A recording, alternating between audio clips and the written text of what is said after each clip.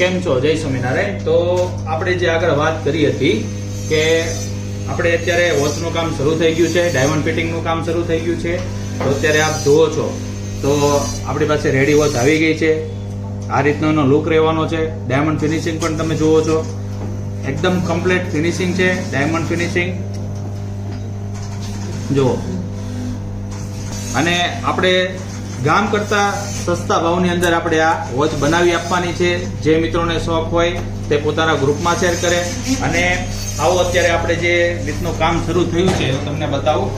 તો અત્યારે આપણી પાસે અહીંયા ડાયમંડનું ફિટિંગ કામ થાય છે. બધું તમે જુઓ છો, આ બધું ફિટિંગ કામ થાય છે.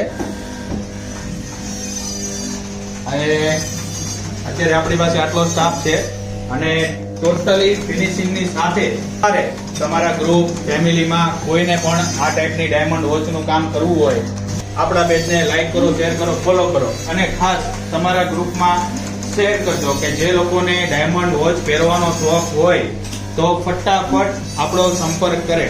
Okay, thank you. જય સ્વામિનારાયણ.